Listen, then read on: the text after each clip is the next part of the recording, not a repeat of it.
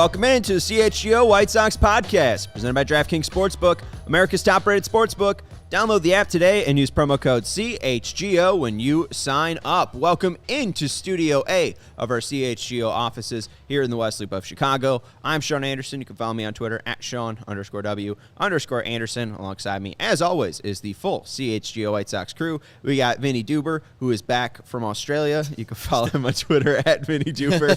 He's our CHGO White Sox beat writer. Is that my official title now? Pretty much. Vinnie Duber back from Australia. Duba.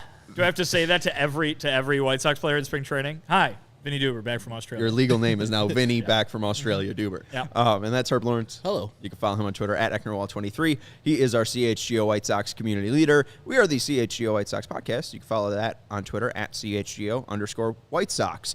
Sean, do you remember yesterday on the show when I joked about Nick Madrigal being an option for second base? Turns out that everyone in the comments thinks that I was being serious or has this and that as a serious opinion. It is all over Twitter. It is in the mailbag, which we're going to do today. We're going to be opening up the mailbag and we're going to second base. And I think part of it is just because it's the title is second base options, and we might have, Lawrence, put Nick Madrigal in the thumbnail. I don't know, maybe. Oh, that's why. Oh, I see. I mean, he's in a bubble. I don't know if that means anything, but, you know. Right. I mean, hey, the people asked for it. What's on second? What's on second? We'll try to figure out what's on second. The White Sox cannot do trade backs. They do not have Craig Kimbrell anymore. So, but nor do Cody they Hoyer have is AJ fixed. Pollock. Or no, they don't have. But Cody Hoyer's fixed. So Is that it? help? Yeah, he had Tommy John, and now it's been a year. Okay. I think that means he's fixed, right? I mean, we can give him back Brian Flette and Matt Rose. The two guys. the Eloy who- trade? Cox? Yeah. From the Eloy Dylan Cease trade. We have to figure out every single player, the final Cubs Sox trade. Every single player that ended up going to the Cubs, every single player that ended up to the Sox. I mean, Neil Kotz. Neil Kotz, but he went back. David Ardsma. Yeah, David Artsma. Like, John would Garland. Neil Kotz have finished the Sox, or did he finish a He Cub? finished. I mean, he didn't finish a Cub. I think he was a Cub after he was a White Sox. Okay. I think White Sox, then he went other places, then eventually Cubs. So I don't know. I don't think that's gonna make. Oh, any that was the sense. trade, wasn't it? yeah. Kotz for Artsma, straight up. Oh, yeah, I forgot Ardsma and Neil Kotz. Well, before we get into, and this wasn't in the mailbag, just before, and I just saw it another one. So if you guys are in the chat, thank you very much, and make sure you like this as well. Baseball Toss said, "Have you heard the McCann for Garcia rumor?" This was the other one. Herb texted me about it about 10:45 p.m. There was a rumor. Rumor or someone on the internet said Rumor. something? Gotcha. That's literally what I sent him the text. I was like, it's getting way too much, play on Twitter by people who are like, they usually don't dabble in that stuff. And so I sent him, I was like, is this real? He's like, no, I haven't heard it. So I was like, that's what I thought too. So yeah, I was very weirded out by, I saw McCann for Garcia. I was like, who wants that? Which team wants that? The one rumor that I saw, and I just immediately knew it was fake for this reason. It was James McCann and Eduardo Escobar for Nick Madrigal. No, not for Nick Madrigal. Lurie Garcia? For Lurie Garcia. I don't understand. Are the White Sox only allowed to trade for players they've had before? Honestly, we have to stay in the bubble. Yeah, we liked Andrew Benintendi since 2016. We have to get Andrew Benintendi. But he at least hadn't played for the team before. We liked Mike now Clevenger. Everybody's like, go get McCann, go Right. get Eduardo Escobar. Just do-over season. We already got Billy Hamilton for 2021. McCann will be from the 2020 season. So we need a 1918 guy to return for the White Shoeless Sox. Joe? Hey, the last time 1918? the White Sox gave someone a notable second stint, no one was very happy about that. So Yes, Adam Eaton's bum ass. yeah, that's what I'm referring to. I didn't like his first stint, even though he was just pretty wanted to good as a slide player. That first time. Were you covering the team for the sale trade or the Drake LaRoche thing? No, that was 16, right? Yeah. No, I mean I covered several games that year, but I was not the beat writer yet. Okay, because you were doing score stuff, right? I Or were you in was. San Diego. No, 16. I was in San Diego the whole year. Sorry. So, I mean, we had access to the Score Twitter. At least I did. I don't know if you ever signed in. I don't know if that was your Not miles bag. away, no. I used to sign into the Score Twitter account, and the oldest DM that was in there was Adam Eaton being like, and it was the day of the Drake LaRoche thing, being like, how unprofessional! I'm never coming back on the Score ever again, or whatever. The oldest DM in the Score Twitter account is an angry one from Adam Eaton. So, yeah, I don't know. Maybe we should relive that day because I think I got a lot of questions for people on what happened with that. But anyways, we're going to open up the mailbag. The CHGO Diehards, and hey, if you are looking to gift the membership of an All-City membership to somebody today and gift a diehard that membership, check out CHGO.com.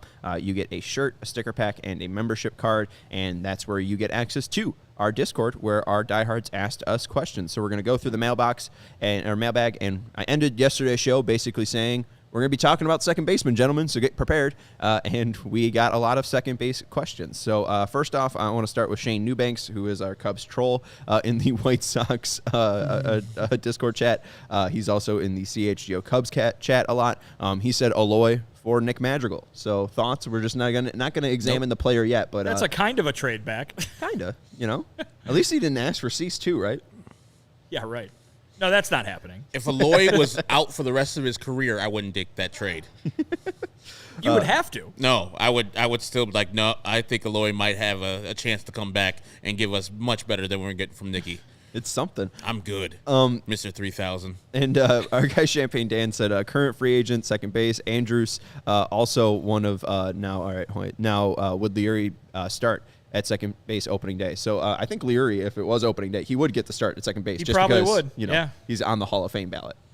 He probably would get the start, and that's not even like a joke. Like, oh, take Leary, of course. No, like he's a Major League Baseball player, and he would probably get that starting nod. That's not to say that Romy Gonzalez or some other young guy couldn't take that job away from him by playing better. But as we've been discussing kind of over and over again, I just have to imagine they're going to go out and get somebody, even if it's a guy that's not of a very exciting caliber. They got to go out and get somebody with the internal options that they have at that position. And I think after his 43 games, people would probably be excited if they brought Elvis Andrus back. But I think if they had, I don't know what I was going to Arnold Schwarzenegger there. I think people would be excited. Elvis Andrus. Elvis Andrus, he'll be back. I think people would be excited if he's back, but I just would think if he was coming back, they'd already get the deal done. Like the White Sox act pretty quickly. Guys, Elvis Andrus does not play second base. He's not a second baseman.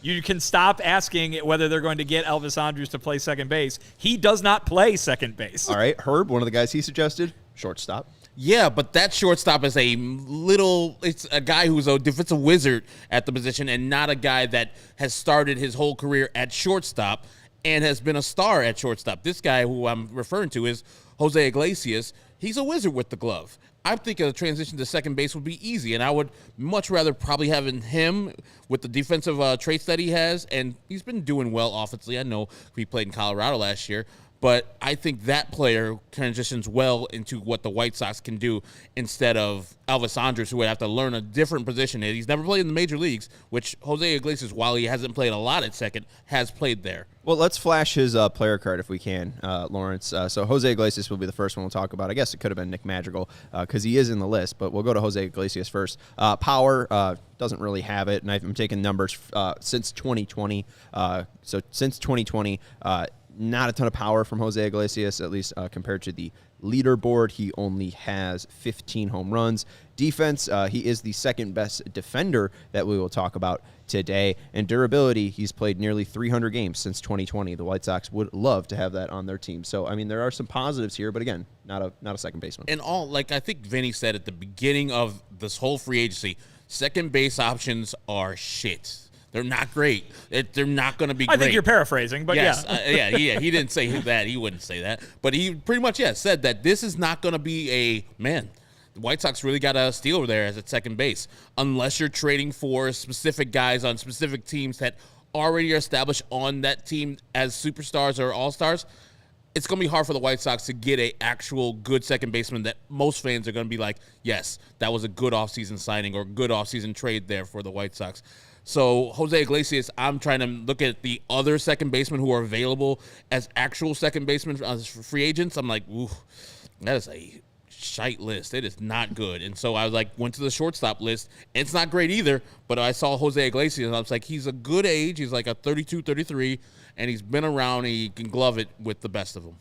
A good age, 32, 33. Thanks, Herb. Yes. Thanks for the compliment. But in your prime. Yeah, I mean, listen, there's a lot of these guys who would obviously, in my opinion, be upgrades, and I think that certainly he would count as one.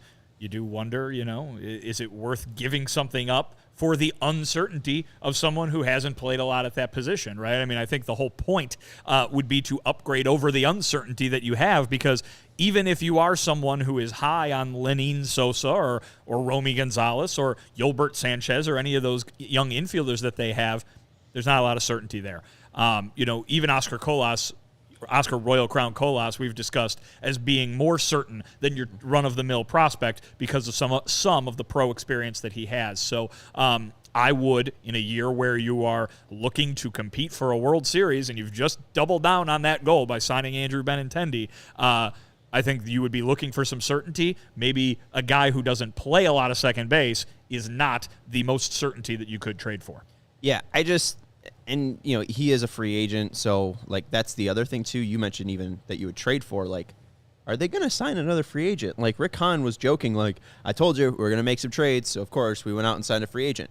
That was about Mike Clevenger. Their next move is signing Andrew Benintendi. To a 5-year deal. Right, the largest in franchise history. Yeah. So I would be pretty shocked if they dip their toes back into the free agent market, especially if they're not bringing Elvis Andrus back, who seemed to really like it here, especially, maybe he really liked, especially compared to Oakland. Yeah. Oh, Jesus. Yeah. Like, it seems like he would be willing to move over to second base, like just like Jose Iglesias was. So I don't know. Like, I feel like if they're not going to bring back Andrus, I don't think they're going to bring in Iglesias, just because I think Andrus has just a little bit more a little more positives to bring to the table than Iglesias. I'll throw some facts out there. I know I've brought this up on this show several times before, but everybody is in the chat saying, a shortstop can play second base, a shortstop can play second base. So I will go ahead and tell you what some folks said at the end of the year.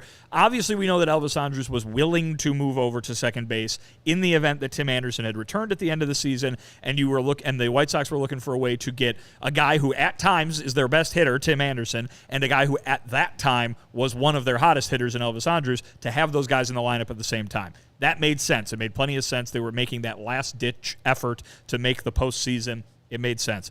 Elvis Andrus was happy to be on the team, happy to play that veteran role, and he would have been happy to play a little second base had the manager asked him to do so.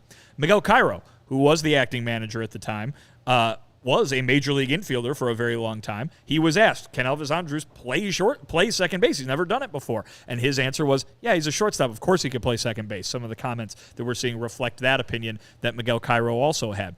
But I'll also say this. We asked Elvis Andrus, I think on the very last day of the regular season, would you be willing to come back to the White Sox? Yes, I liked it here a lot. It'd be great if we could find something to line up. Would you come back to play second base? And his answer was, if that's what my opportunity is, I would be happy to play second base. But I would venture to guess that this guy, with the end of the year that he had last year and the very long track record that he has playing Major League Baseball, would get a starting shortstop job from somebody out there. We've already destined him to the Minnesota Twins. You have. That's true. You've already crowned him the king of the Twin Cities. But I do think that there has to be somebody out there that's going to give him a job starting shortstop on a Major League Baseball team, and he won't have to pick from, do I go here back up or split time, or do I go here to the White Sox and be their everyday second baseman? I don't think it's going to make it to that decision, and that's why I'm so adamant on Elvis Andrus is not going to come back to play second base. I know at the beginning of the show we were kind of saying that Lurie will be the second baseman by default right now, is the person with actual MLB experience on their roster at the position. But I'm thinking that they're going to have one of the youngsters be second baseman if they don't do any more moves. So you're going to have that, and then also a rookie in right field as currently constituted. I think Oscar Colas is the odds-on favorite to be the right fielder. That's going to be trouble for me. So you need to sign either a veteran second baseman or a veteran right fielder. Both if you want to, but you're going to have to do that because you need some certainty in this lineup. You don't need to have two rookies in the lineup depending on them to perform to their back of their baseball cards, which they don't have yet. That's going to be tough. So if you can go and get certainty, maybe it's not great certainty. Maybe it's just, I know what the floor is. All the rest of the people need to make up for that floor. So maybe it's not a free agent, but maybe you go out and trade for a guy that has first round floor, a guy who has been really consistent throughout his career, Okay. and has played 142 games. I mean, that's an extensive major league career. Nick Madrigal, come on down. Oh my Jesus! Power. We know Nicky Two Strikes is not going to bring the power, as we have seen his 2 career home runs. Defense. And that blast in Schaumburg, remember. And that blast in Schaumburg. Defense check mark. Defense, I gave him a check mark. Here's the only reason. Vinnie had that list late in the season talking about hitters who were at a certain level and defenders at a certain level compared to Josh Harrison. And, there's Josh Harrison is at a certain level where he's really good, or he's, passable offensively. He's average at both. Yeah, average at both. Right. So I just took the average defensive number, and if it was higher, then you get a check mark. Okay. Nick Madrigal in 142 games has been a check mark, better than Josh Harrison over the past 2 years at defense. Thank you. Okay. My point's done. I mean, take your word for it, Sean. So that's why the check is. It's just based on stats and stats alone. We can obviously argue that because we've seen the eye test as well. I'm not opposed to the eye test here. I'm just saying, those are the stats. Durability, obviously, though, he does not get a check because he was hurt all the damn time. I mean, I'll just say this. Nick Madrigal no longer has a job, correct? Thank you, Lawrence. Nick Madrigal no longer has a job, right? I mean, theoretically, he can be moved to first. Yeah, no. I mean, hilarious. Yeah. Where's the Price is Right wrong horn on that one, Lawrence? Nice. That we had the actual Price is Right one. That is. I said I'm glad we had that Oh, I because I thought he was just going to go to the X but That's the Family Feud X. He had the right? style. Yeah, there you go. Need to get my game shows in order. I mean, Armando did say his question, and we on the chat. It was, should the Sox trade for Nick Madrigal now that the Cubs have Swansby and Horner in the middle infield? Probably could get him for cheap. So yes, I mean he has been kind of expedited from the starting roster of the Cubs. Swansby, which is a great conglomeration of his Swansby. It's a portmanteau, maybe. Yeah, great word. Yeah, great word. Swansby. Yeah. That's a great man. You just made up a nickname. Swansby Danson. No, Armando did that. Armando he typed out Swansby? Swansby. Okay. Swansby. Oh, I Gotcha. thought. Okay, so Armando, look at you out here. Yeah. Call up Crane Kinney. Give him the heads up on that Swansby thing. Oh yeah, Swansby. There you go. Swansby. I didn't know. Yeah. Yeah, I Nick don't Madrigal. think. I mean, here's the. I guys guess don't the wanna talk idea. about it. I guess the idea is that he would be just a tremendously low cost. Is that the idea? Yeah. I Well, mean- he's a former White Sox. Check. Hey, That's what it. happened to getting away from White Sox DNA, Sean? Please. The people are suggesting it. The people The need people. to look elsewhere. These are our diehards, and these They- are what the people. This is what the they- people want. Armando was at the tailgate. Shout out Armando. They recognize the name and they're like, all right. And maybe they were fans back in the day. You hit 300. Everyone loves that, and that's why Andrew Benintendi's great because he hit 300. But has he hit 300 in a consistent season with the White Sox? Actually, his 2 White Sox seasons were 300. Okay. How long were those seasons? I'm not defending him. I'm just he's saying, a like, career he's- 289 hitter. He's always hurt. He's terrible at the bases. He's bad at defense, even though that check mark says he's not. There's no upside for Nick Madrigal unless he just turns into the player that he was supposed to turn into just by happenstance. The Cubs, a team that is supposedly rebuilding, have already recruited over him and said, hey, this shortstop that we had that was pretty good at defense, Nico Horner, Nico, go to second. We got Dansby Swanson here, who was also a plus defender. He's got no place to play on a Cubs team that is definitely rebuilding. And looking for defense. That tells me all I need to know about Nick Madrigal. I thought when he got traded to the Cubs, I thought that he'll be a Cub favorite. I thought he would be the player that he was drafted to be. Fourth overall? Mm-hmm. I thought he was going to be that guy, but he hasn't. And health has been the main problem. But when he has played, he hasn't been the guy, even when with the White Sox he was. Because with the White Sox, when he did play offensively, singles, doubles, Nicky 2 strikes, awesome. With the Cubs, Nicky 3 strikes. He's out. Nicky ground ball. He's out of the north side. If you can flash that one, the second base question one more final time. I think we've thoroughly got that. We'll go through some more options here, but I'm wondering, should we take a break here? Champagne Dan. Oh, final one. Our guy Ian from across the pond, and I'm not sure if it's Australia or England, but I know he just took a trip. England. He's across one of the ponds. Yeah. It's either the big pond or the little pond. But yeah, Ian also made a trip, as his profile picture shows, to the G-Rate the past year. So I mean, he's a diehard for sure. But his question: will we bring back Danny at the moment because there's no cover for Tim? Mendick is who he's referring to. Danny Mendick. Yeah. Again, diehard. He knows him by first name basis. Yeah. But so does Danny Mendick come back? He's still a free agent. The White Sox really don't have a backup shortstop, but he did tear his ACL last time we saw him. Yeah, that would seem to be a big hurdle for him getting a major league deal of any kind, I would imagine. I mean, there probably is a team out there would be happy to give him a minor league deal, given what he was able to flash in. Remember, very, very limited playing time last year. I mean, there was a week or two where it was like, all right, Danny Mendick, when Tim Anderson comes back, you're going to slide on over and be the everyday second baseman. It was a very limited bit of time. He did not play many games last season. You throw that in, those sample size questions with the injury and coming back from the injury, you're going to be the same guy, you're going to do the same thing. That is a whole lot of uncertainty, Herb, and we have been talking about when you're going into a season with these kind of expectations, wanting as much certainty as you can get your hands on. The White Sox don't have a lot of it to spare with all the other guys on the roster. If you're going out and bringing somebody in, like they did with Benintendi, you're going to want somebody where you're going to know what you're going to get. Yeah, and I think the White Sox, when they go to camp, Danny Mendick won't be healthy enough to participate. You need some, like Vinnie says, you need some certainty. That was in, June? I don't know how long, but typically... It was the day I got sunburned really horribly bad. Yeah. That was the day of our tailgate. My God, that was that day was so 26th. Damn hot. Oh, man, I had a great churro and a nice shower out in left field. Steven did 9 for 9 challenge in that 9 was innings. A nightmare. He actually did in 7 innings. Do you know what was also hot that day? The Blue Jays hitting? The Blue Jays bats. Yeah, against that helmet Giolito, on set. right? Yeah. That Giolito helmet got on set murdered is that day. from Steven. All year. Right? But that was from Steven's head. But think he didn't about eat nachos from that. That was someone just bought the helmet. Yeah. The foam fingers from that day too. nobody's checking for Danny Mendick right now. Like, and the team that knows him the best, the White Sox, will probably check back in with him and say, hey, how's your progress going? How you doing? How's the knee? And then when he's healthy enough to sign, I'm sure the White Sox will sign him to a minor league deal or some other team. But I thought he was good last year, but there's no reason to run out and sign and make sure Danny Mendick is secured for the next year. You can get a player like Danny Mendick, I think, a lot of places in the major leagues. And nothing like the White Sox looking for protection for injury with a guy who's injured. You know, I mean, like they're just we want a guy in case someone gets injured, but this guy might not be ready until like May because he just tore his ACL. Purple Hazley. Yeah. Hey, is he coming back? Bring Purple Hazley back. I need him back just for the walk-up song.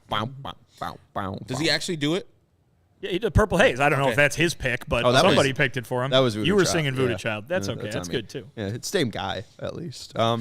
Shady Rays never understood why sunglasses were so expensive, so they set out to change it. You don't have to break the bank for quality sunglasses this fall because our friends at Shady Rays have you covered. Shady Rays are premium polarized shades featuring world-class optical clarity, substantial durability, and styles cater to everyone and every lifestyle. And hey, I love my Shady Rays. I got 2 pairs. They had the extras, and both of them. I love both my styles. I was wearing the blue ones, where it's got the whole like shade stay there in my jacket over there. But like the ones that just are basically the whole like frame. A visor. Yeah, they're sweet. I love them, and they are catered to my lifestyle. Vinny got his white ones that fit him. Herb had his classic like black shades as well that fit his style. So if you are looking to test out sunglasses this fall, and hey, look at Lawrence stealing my property, shout out to you. They stand behind their product, too, this beautiful, beautiful product, and told our team that if anyone has a problem, they will throw profit out the window and do what it takes to get it right. They offer free returns in exchange to either love the shades or Shady Rays will pay them to ship them back. That's it. And look, I mean, it's like kind of the whole thing. There's like it's all the way over. I'm not a glass expert. Can you help me out here, Lawrence? What's this? You can't. They're looking good. I mean, They look awesome. Yeah. I mean, that's the lens, looking right? at Is that what that is, right? the lens. Camera. I don't know. They look great. That's so. what I feel like Major League Baseball players this last year or two have They're real started to wear. They're them. real Aloy. You know Aloy who would wear has these. those? Yeah. Those type of glasses. Deion Sanders. I saw him just in the Celebration Bowl Coach this Prime, weekend. my guy. He wears the same type of glasses, literally without the break in the nostril part. I was where inspired. It just keeps on going all glasses. My guy. So you don't have any break right there. Look at you. He's going to turn Colorado into something very, Getting some very good ass special. recruits, man. 6 and and 6. Because of Let's go. glasses too. Yeah, it's the glasses that sell him. It's not his NFL career. But Shady Rays is running their deepest deal this season. Use code CHGO for 50% off 2 or more pairs at ShadyRays.com. Buy one, get one free. You can get 2 pairs for as low as $54. Redeem only at ShadyRays.com, where you can find all their newest and best shades, and you're going to need these down in Arizona when Aloy is playing the outfield, like Pedro Grifol said, in spring training. He'll need some as well. So get them now before it's already time for spring training. Also have to let you know about Game Time. Game Time is the hottest new ticketing site that makes it easier than ever to score the best deals on tickets to sports, concerts, and shows. I told you last time, Alex Ovechkin was in town, and he could have made history. And guess what? He scored a hat trick and made history, and you could have been there for the low. The biggest last-minute price drops can be found on seats you never thought you could have buy. You could have been on the glass for Alex Ovechkin scoring 800 goals. History at the UC. And again, Game Time is the place to find the biggest last-minute price drops. You won't find a better deal this season on Blackhawks or Bulls tickets. The Bears also performed very admirably against the Eagles this past Sunday. So if you're looking to get out into a Bears game, check out Game Time. Download the app today. It was created by the fans for the fans, and they guarantee the lowest price. If you love CHGO, then you'll love Game Time. The best way to support us is by buying your tickets to the link in the description. Join over 15 million people who have downloaded the Game Time app and score the best seats to all your favorite events. Let's keep the second base talk rolling here, and let's go to the next player. And we'll go to one Vinnie suggested. We'll go to our guy, Brandon Lau. We've talked about him before, but a familiar name in the trade market. Power check. I found this stat hilarious. Out of the players that we're talking, and I even threw Josh Harrison in here as well. Isolated power is a stat we've been looking at recently. There is one player with an isolated power over 200 in this market. It's Brandon Lau, and it sits at 250. Since 2020. Jeez. Next highest, Matt Carpenter at 198. So in the power department, clear check mark for Brandon Lau. Defense, he's getting an X. Again, the baseline number for defensive WAR was around 3.6. He's at a -7. And durability, he's played 270 games, which isn't bad, but he also has back issues that kept him out in 2022. So he's going to get an X for durability. Thoughts on Mr. Lau? I mean, hey, this is a guy who's finished very high in MVP voting in both 2020 and 2021.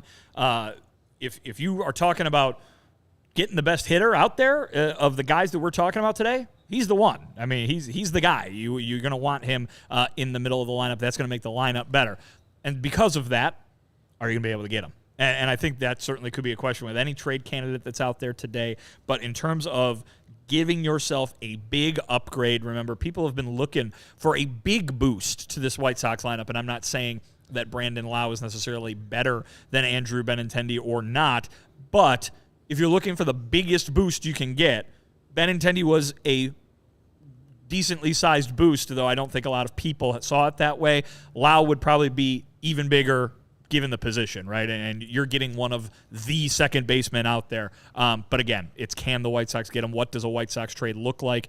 If you're giving up somebody that's just going to create another hole on the roster, I don't necessarily think that that's very much worth it. And Colson Montgomery is really probably the only minor league trade piece that's going to get other teams really salivating. So Brandon Lau would be a very good acquisition for the White Sox, but can they make it happen? I do not know. First thing I would have him do is pronunciation of his name to be Lowe, because that's how it's spelled. Lau just irritates me, especially. Didn't they have Nathaniel Lowe on the same team a couple of years ago? It was just irritating. It's like, oh, the Ranger. Yeah, now he Ranger, is now. Yeah. But I think they were both on the Rays at times. Like, there's Nathaniel Lowe, and there's Brandon Lau. Spelled this exactly the same way. If he returns to form in 2021, where he hit almost 40 home runs and drove in about 100, easy choice for me. But like you said, the durability hurt all last year. But back problems, I think maybe can be attributed to playing on that crappy field, playing on the turf of Tropicana Field. It might have exacerbated the problem that, a good manicured sod-father field feels a little bit better. You're a man who's making a great point. I mean, Mike Clevenger praised about the mound, and that was the first thing he talked about. Sean is over there grinning ridiculously, which means I feel like he's about to throw He's real about to cold water on this Brandon Lau idea. No, it's the man with the golden rake. I was just excited that you're bringing up the Sodfather. So Mike Clevenger's talking about why he signed is the Sodfather's mound. So of course, Brandon Lau is going to be fixed by the White Sox field. That is a crappy field in St. Pete. That's one hell of a take. Only thing that I would have, besides the injury, is it's very seldom do you get a good player from the Tampa Bay Rays that performs like he performed for the Tampa Bay Rays. Our guy, Jimbo, who was out at the Bears tailgate, said, see Jeff Keppinger and see Austin Meadows. Yeah. Austin Meadows didn't do too well with the Tigers. He had a lot of different issues, be it with the Tigers, but that didn't work out too well. With that Matthew Liberatore hasn't done as much as he's supposed to as yet for the Cardinals, but they got perennial Rookie of the Year, Randy Arozarena, doing well for them. So there's a person that I will mention later for my second base choice that actually has done well as a former Ray that got traded by them. That's a guy that I'm excited to talk about. I think I'm actually going to keep him for last. Let's go to the trade market here, though. I don't have anything to really douse Lau. I mean, I'm just really concerned about the back issue. If they are willing to trade him, I don't think that back's going to be too good. I guess the point, though, is right now, given what the White Sox have, you're not saying no. Oh, no. I mean, you're not saying no. You might be like, the guy might have a back issue, but Brandon Lau with a back issue is better than whatever Lenine Sosa could be today. I want somebody with power, and literally, what I wanted from Andrew Benintendi what I wanted from the left field signing was power. I didn't get that in Andrew Benintendi. If they deliver that with Brandon Lau, I will be the last person to complain. Yeah, and even if it doesn't work, I think most White Sox fans man, you got Brandon Lau in the pretty much a heart of his career with 2 or 3 years left on his contract. I'm fine with it. And I think most reasonable White Sox fans this is a great move by Rick Hahn and Kenny Williams. Even if it doesn't work out later on, I kind of compare it to the Madrigal / Kimbrel trade, where I thought at the time it was working for both teams. I think getting Brandon Lau, no matter what, is going to work for the White Sox, even if the results are not favorable. And I'll say that before we move on from the Rays got a lot of infielders, by the way, young and veteran. Isaac Paredes is a guy who performed amazingly last year, and it's something that they could maybe find a solution that's not Brandon Lau still on that same Tampa Bay Rays team. Yeah. The reason I bring up Brandon Lau is because of that Rays trade history where it's like, oh, Blake Snell won the Cy Young, get him out of here. I could see them doing that because most teams, you would look for the depth, right? I saw somebody bring up St. Louis in the comments, and, they've got some young guys who are maybe blocked by some more established guys right now. Oh, go get that guy, get their depth piece, and maybe you don't have to give up as much. But with Tampa, you just go to the top of your wish list because it just seems they'd trade anybody at any moment. Yeah, right. I mean, if we're picking from Cardinals prospects, I would love Mason Wynn on the south side. That guy throws 107 from the shortstop position. But yeah, I just Taylor Walls is a guy from the Rays that is a little bit he was a prospect. Now he isn't a prospect. He wasn't that great with the Rays. Taylor, all in all, we're just another brick in the walls. Yes. Yeah. That's perfect. I was laughing at Jimbo's. Brandon Lau is actually pronounced Dan Ugla. Yes, that was a good one.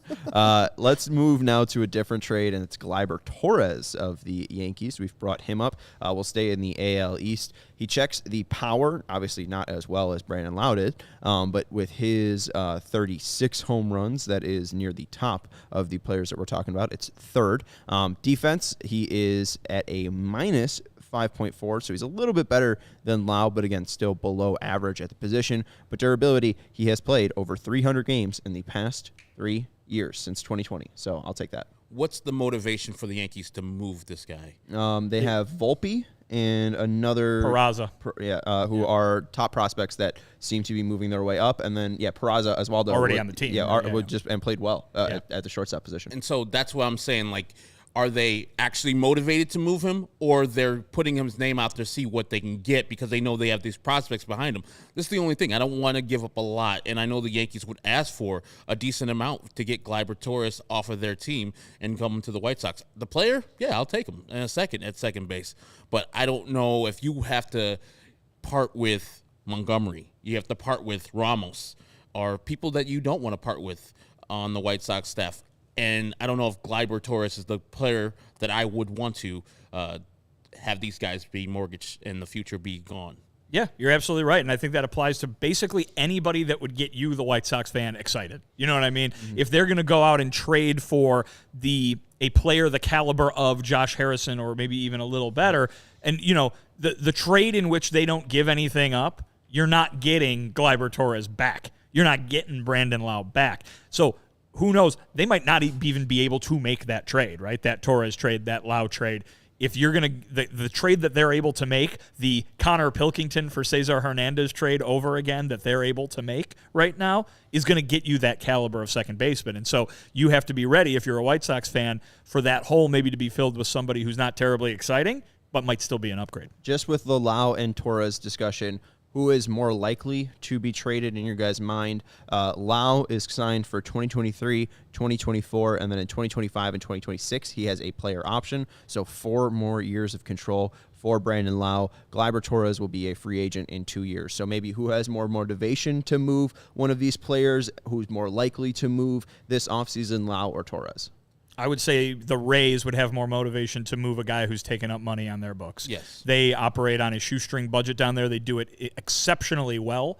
A trade like that would be a Tampa Bay Rays thing to do, in that it frees up a few nickels and pennies here that they can reorganize in a very different way to make them competitive moving forward, to keep them competitive moving forward. That being said, if you're getting that same production that we talked about from Brandon Lau that gets you in the top 10 of MVP voting for what they're paying Brandon Lau, that's a very Rays thing to do as well. So I would say they're probably more motivated coming off of that injury season.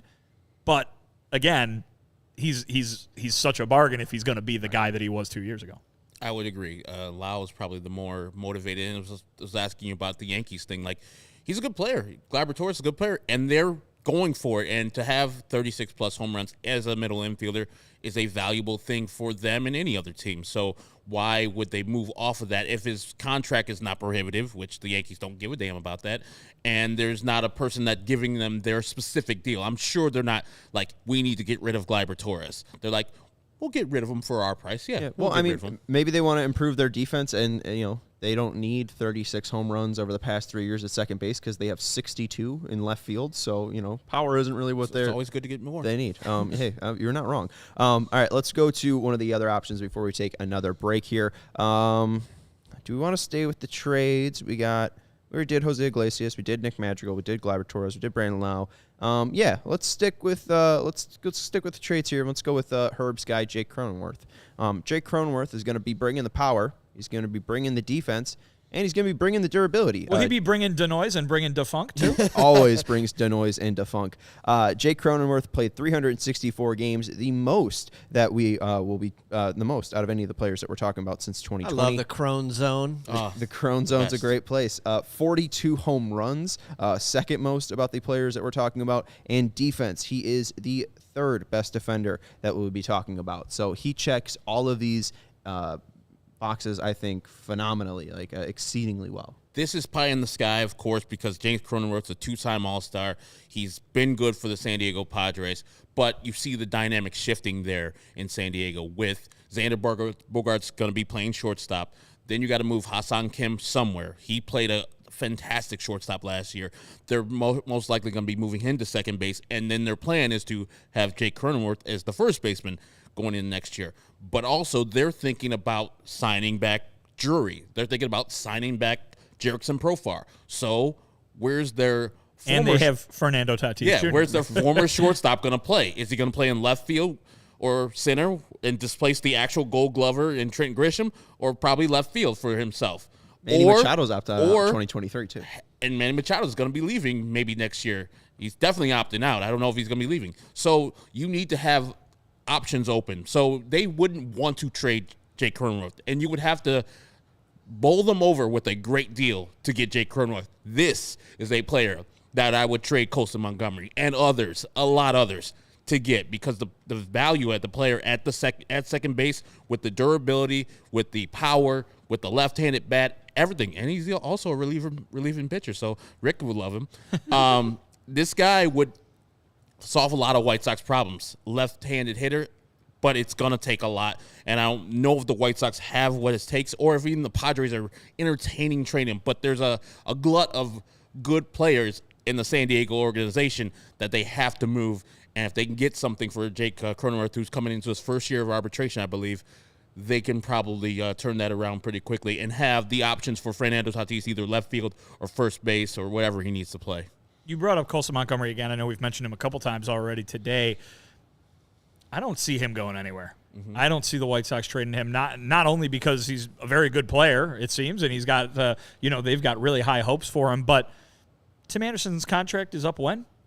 2 years now, right? He's got 2 more years with under this contract. 2025 will be a free agent. There's a question later on in the chat about it, but 2025 will be a free agent. And I mean, guys, you know what we think of Tim Anderson on this show, and he is a guy that is obviously not going anywhere in a trade, a guy who is the heart and soul of that team when it is firing on all cylinders. But free agency is free agency. And we just saw Jose Abreu put on another uniform. Is Tim Anderson going to do that one day? I'm not saying, he's going to demand out before the contract is over. I'm just saying Colson Montgomery seems like a pretty nice insurance policy if there is even a bit of danger that Tim Anderson leaves to go play somewhere else in free agency. Jose Rodriguez is a great second insurance guy. Like, I wouldn't even trade Rodriguez too, because what if Colson is just too big to play shortstop? Like, what if he's just not fast enough at a major league level to play shortstop? Rodriguez seems to be a little bit thinner at frame, still providing some pop. Nimbler, perhaps? Yeah, nimbler, right? I feel like, he's got the ability to play shortstop, so Colson might move over to third when, Yoan's contract might move up. Maybe they move him to first. He's probably athletic enough to play a corner outfield position, so I don't know it's a given that Montgomery will be a major league shortstop. It's just he's a guaranteed major leaguer, I think, just with the way that he's been hitting. But I think keeping Rodriguez would be smart too. Like Ramos, I'd be fine moving away from. But we'll talk about a little bit about TA in just a second. Let's take a break here. I think Cronenworth would be, again, pie in the sky, fantastic. Over the past 2 years, StatCast expected home runs 47 at guaranteed rate field. So over the past 2 years, 27 in 2021, 20 in 2022. That would be huge for the White Sox if they could get that lefty who plays that great of defense, is always there every single day. Of course, that checks every single box. Yeah, I mean, I don't really care about the price. If they get rid of one of Montgomery and Rodriguez, oh well. But and I mean, Cronenworth, pretty damn good. One of the trades the Rays actually lost. Yes. Very few. You got to lose some of them. We never lose with ComEd, though. The ComEd Energy Efficiency Program is committed to helping families and businesses in the communities we serve manage energy usage and lower energy bills now and into the future. ComEd offers a wide array of incentives on lighting and other efficiency upgrades to commercial, industrial, and public sector customers of all sizes across our territory, and customers can inquire about how to upgrade outdated lighting to energy money and saving efficient LED lights. Learn more about network lighting to operate your lights through your mobile device and track your facility's energy usage and more. Incentives have recently increased for indoor-outdoor lighting and network lighting controls, making these projects even more cost-effective than ever before. So visit ComEd.com/poweringbiz, that's powering B-I-Z, now to start saving money and energy. And to start a project, contact us at 1-855-433-2700. And for more information, email businessee@ComEd.com or publicsectoree@ComEd.com. Again, visit ComEd.com/poweringbiz now to start saving money and energy. And we also got to let you know about FOCO. We got some FOCO stuff back here on the set. Chicago, you've already got the best coverage for your favorite teams, so get fitted in the best sports gear around. FOCO has you covered from Soldier Field to the front room, north or south side, east or west side, with hoodies, slippers, signs, bobbleheads, and everything in between. Also, was talking to Kevin Kaduk and you guys a little bit earlier. North or south side doesn't include Orland Park, which is in the suburbs, by the way. That is a suburb. It is a south suburb. It is not on the south side. I say that south side encapsulates all the surrounding south suburbs.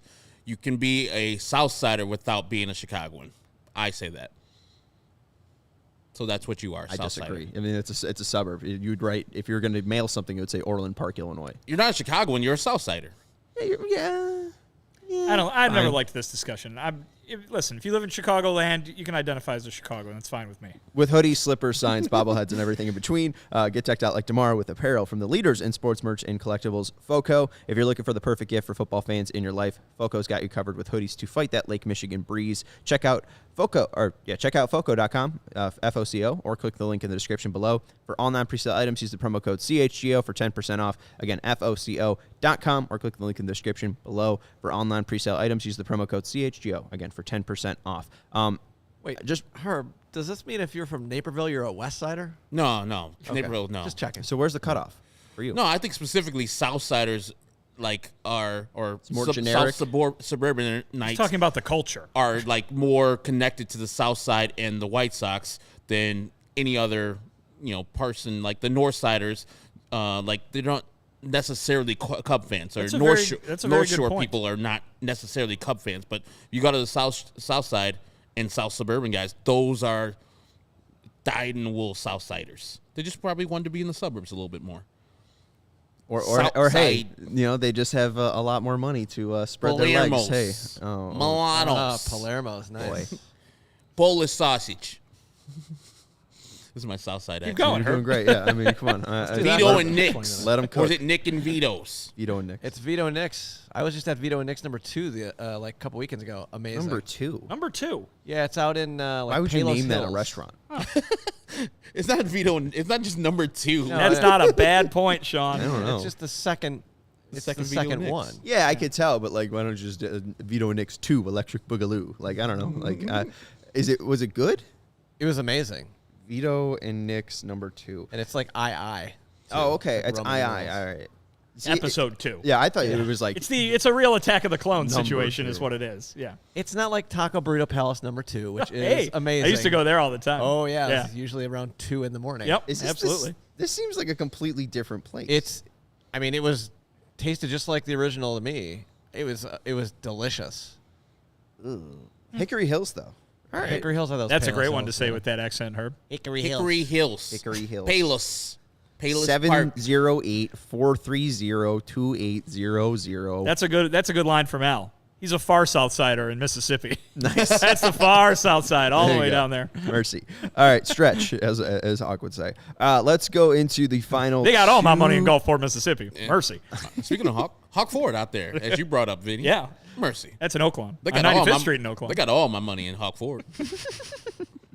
Right by Palermo's. Let's go to Gene Segura next. We'll go into the free agent, and then we'll go lightning round in the final mailbag questions.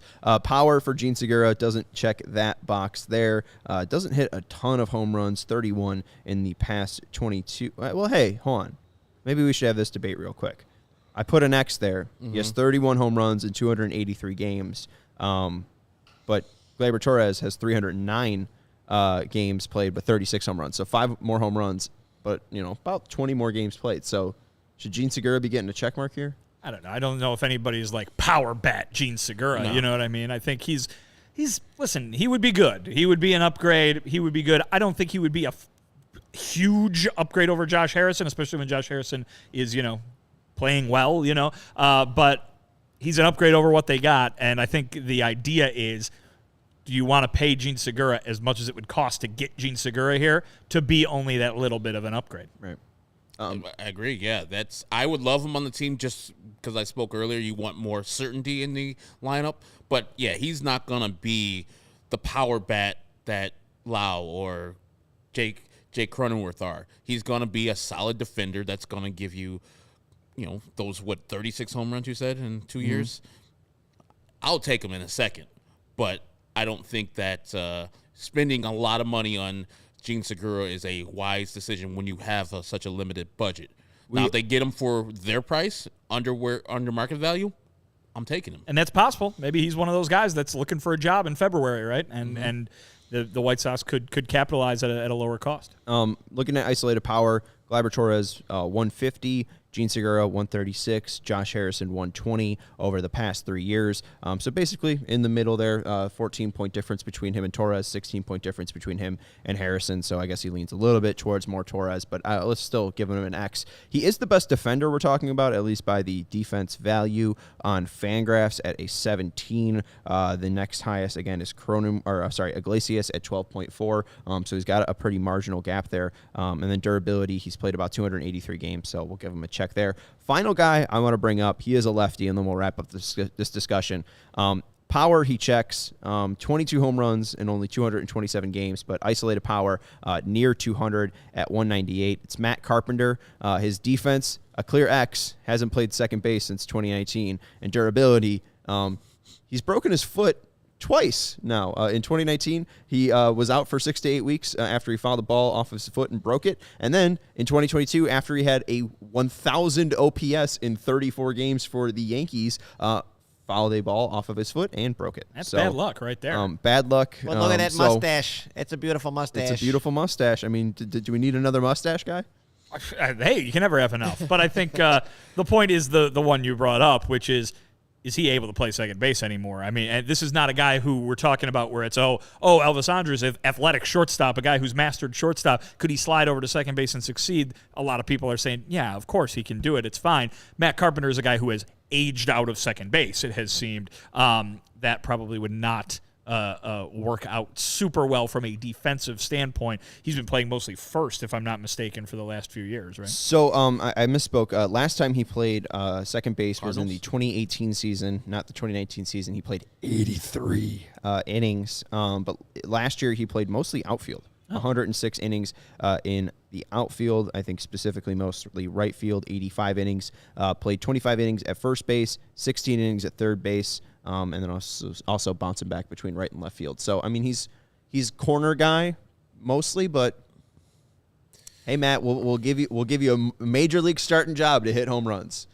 You don't need to be great at second base. All right. Not at second base. No.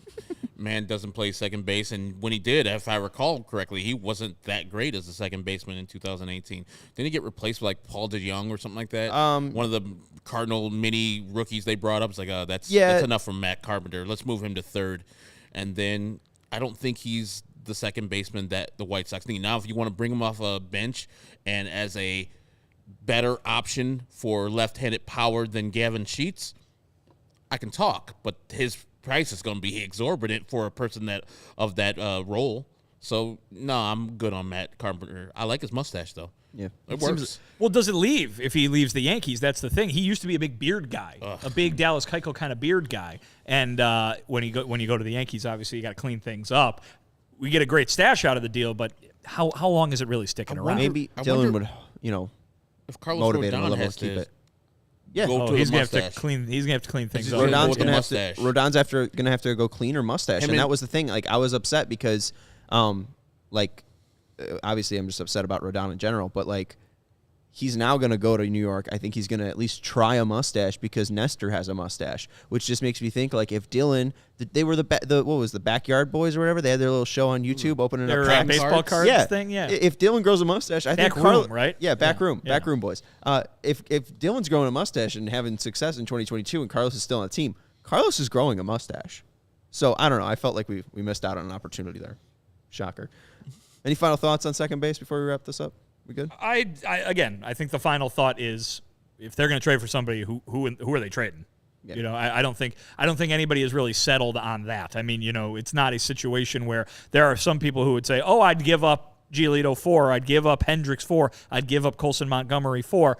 What does an actual trade look like that the White Sox want to do and are comfortable doing? I mean, they're still, as I think we discussed earlier, they still have to make the trade. Rick Hahn pretty much said, like, we're more in the trade market than the actual free agent market, and, of course, they signed 2 free agents. If they want to do a trade, I would think it'd be more feasible during the second base market than the right field market. Yeah, I don't know. I don't know who they're going to trade. I don't know who they trade with. I don't see the deal happening yet, but I think they're willing to wait. They waited out Benintendi, and they got seemingly their guy, so they'll probably wait out second base. So they got 67 days until spring training. And I ran a poll that was asking, what would you like the White Sox to do at second base? Either sign or trade for outside help or plug in a player inside the organization. 87% of the votes said sign or trade for outside help. Okay. So, yeah. Sensible. It seems like that is the last glaring hole. I know people don't love Kolas, but I don't know if it's a glaring hole. It's a guy that deserves a shot. I guess the question is, if you're going to try to win the World Series, are you going to just give shots to guys, or should you be going for somebody a little bit more proven? But listen, if everything that Rick Hahn has said about their payroll is to be believed, then that lines up with that a lot better than trying to go find someone that's cheap out there and gives you that same certainty. It felt like Vaughn was square peg round hole, where this is like the round hole is made out of ice and it's just melting. He's just gotta wait out time, and then maybe at some point Kolas will fit. I don't know. Let's go into the final Diehard members. We're gonna lightning round this. Lawrence, try to keep a timer on us if you have one. We're gonna Oh, I totally forgot about that. It's okay. Do we have one or no? I could maybe do one. Maybe. Let me see if I can do this here. All right, we're going to try to do lightning round. If we don't have a timer, we're going to at least try to go, under about, a minute 30. Oh, it looks like you got something. Minute 30, we thinking? Yeah, minute 30. Is that too short? No. 90 seconds for the whole. How many questions? I don't know. But, I mean, it's 4:56, so, I mean, a minute? Really slapping this together. Here we go. Oh, well, I mean, it was an idea. Yeah, a minute. I like we it. got it. I like it. Right, we'll do a minute. A minute works. Yeah, a minute. All right, go. let's go. All right, here we go. Hold on, okay. Law's gotta set it up. He's got to set it up. It's also already counting down. Yeah, well, he'll be able to restart it. Give me a minute. Take your time. Pause this. Well, I mean, we're going to give ourselves a minute. Let's see. Why don't you go to the first question? Shout out. And to then Lawrence. I will have this Let's go to the set first up question by the time. Well, he's got to flash the first question. We'll go to the first true. question. All Let's right. see So the first question is going to be, we'll save that one for last. So we'll go to any chance White Sox. You want to do the Colas one? Yeah, let's do the close one. Any chance the White Sox acquire another starting outfield and keep Colas in AAA for at least the part of the season, at least we'll say to start the season. So any chance the White Sox acquire another starting outfielder? Vinny, time starts now. I think it's definitely possible, but it would have to be at their price and a pretty low price at that. I think it's possible, but I don't know if the White Sox are feeling paying for another outfielder when they've already paid their highest price of any free agent ever for Benintendi.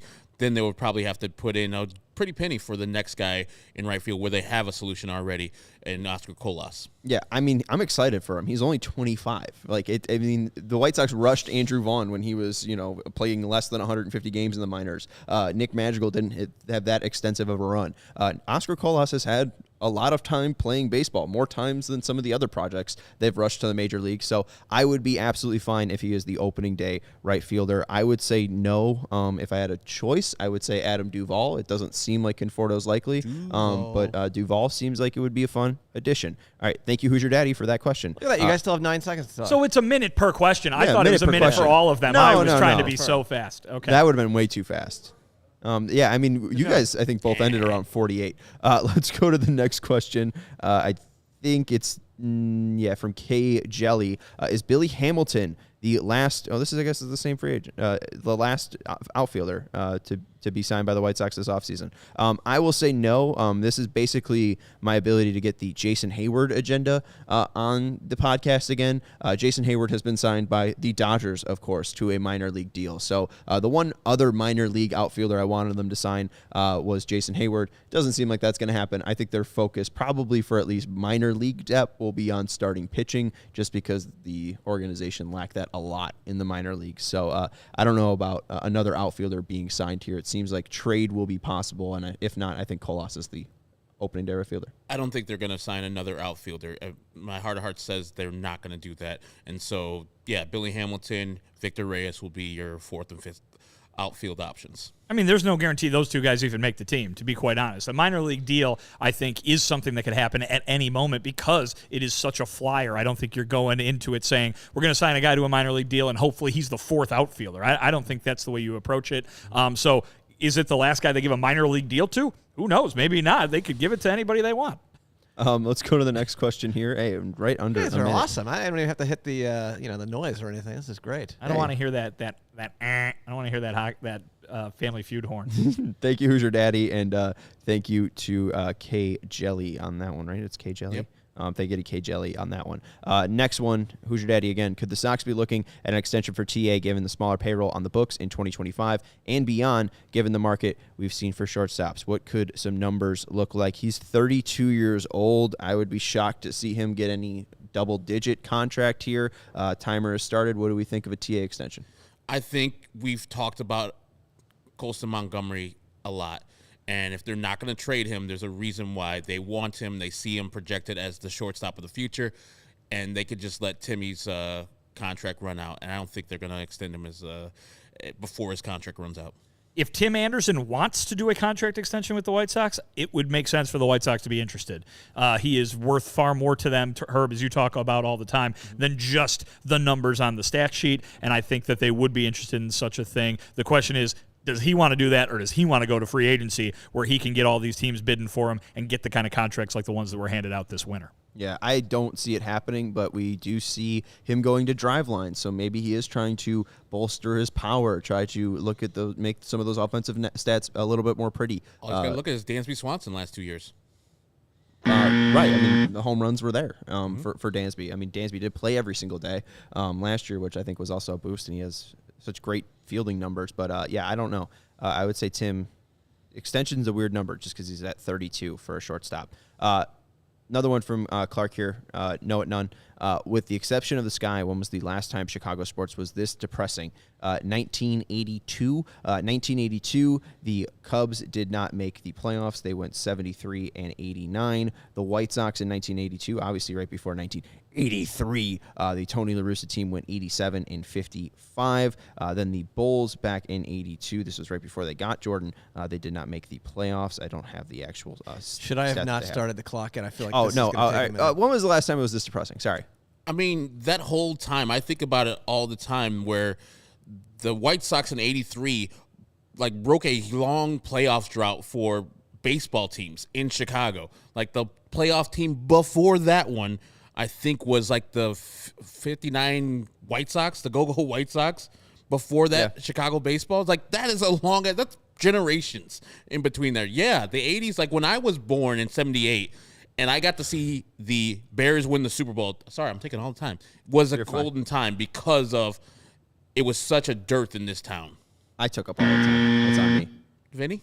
Yeah, I think what folks need to remember, again, I wasn't alive for much of this stretch, but, I mean, think about that. From the Cubs making or from the White Sox, I should say, in the 50s, the Go-Go White Sox, all the way through to the Bears in the Super Bowl. I mean, you had some good Bears teams in there, the Gale Sayers, Dick Butkus years, but I mean, year. The 70s, the entire decade of the 70s, what was going on, right? Nothing. I mean, this is not a very happy state of affairs, be it White Sox, Cubs, Bears, Bulls, Hawks, whatever, but it's not an entire decade quite yet. We're looking at 1 year. Let's move on to 2023 and hope for better things. And if you took out the Bulls from the 90s, big ask, but if you took them out, like that was a pretty rough go for with the exception of the 6 championships that were won. Again, I said except for the 9. It was a stretch. But the Blackhawks, like they made it to the final, but they lost and got their ass kicked by the Penguins. But the teams were competitive and good in the 90s there. And true, but the Cubs White Sox made and the playoffs Bulls in 98. Yeah, Cubs in 98. Sox in 93.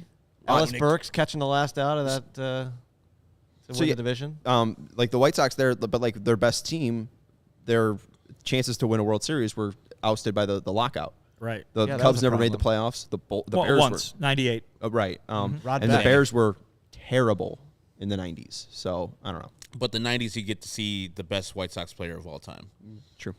But yeah, and those 6 world championships. 76.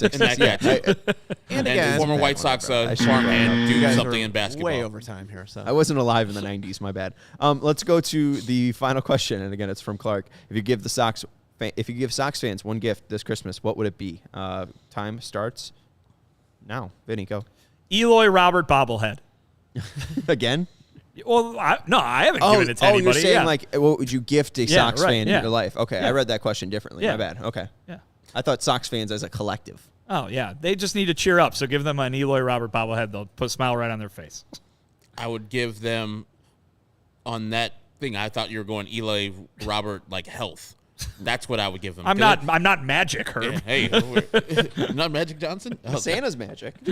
But something where they're just a little sniff. You saw how much White Sox fans were so happy about Andrew Benintendi, and he's an above-average player. Imagine if you give him another above-average player. That would be breaking the bank. People would actually want to go to White Sox games next year, signing some season tickets deals. That'll be a good thing for the White Sox if they just sign somebody. I got 7 seconds left. You know what would be huge? You know what would be a huge addition for White Sox fans? Bringing back the Goose. All right? We need to bring the Goose back in 2023. Some way, somehow, the Goose needs to be back in Sox fans' lives. That's going to do it for thank you. That's going to do it for the CHGO White Sox show. And I saw somebody said Colson Montgomery 6'7". There's absolutely no chance he plays shortstop for the White Sox. Let me introduce you to a man named O'Neal Cruz. He's also 6'7". killing for the Pittsburgh Pirates. Not true. He's not 6'7". Yeah, so it doesn't matter how tall he is. The man's going to play in the middle infield for the White Sox eventually, I believe. If Colson Montgomery is 6'7", he definitely picked the wrong career and should have been a basketball player, as he was, Mr. Basketball in Indiana, which is a pretty good basketball school, or basketball state. I don't know. That's going to do it for the I don't think he was Mr. Basketball. I think I made that up. That's going to do it for the CHGO White Sox podcast. I'm Sean Anderson. You can follow me on Twitter at Sean_W_Anderson. That's Herb Lawrence. You can follow him on Twitter at Ecknerwall23. He's our CHGO White Sox community leader. That's Vinnie Duber. You can follow him on Twitter at Vinnie Duber. He's our CHGO White Sox beat writer. Thank you to Lawrence Benedetto for producing all 13 graphics, making the timer, and being a fantastic, fantastic producer. Thanks, we appreciate everyone for hanging out with us in the chat. Appreciate Matt, Jordan, Raul, everyone for hanging along with us. Jimbo was cracking me up back here. Who was? Jimbo. He had a couple good zingers. Colson Montgomery was good at basketball. Would have been a preferred walk-on on Indiana's basketball team if he would have kept on going, and a scholarship player on their baseball team. Indiana's pretty good. There you go. But that's going to do it for the CHGO White Sox podcast. Remember to like this video, subscribe to our YouTube channel. We're closing in on 23,000 before 2023. So that's a huge goal for us. So make sure you're subscribing on the way out. We will talk to you tomorrow at 4 p.m. here on the CHGO Sports YouTube channel. Talk to you tomorrow. Go Sox.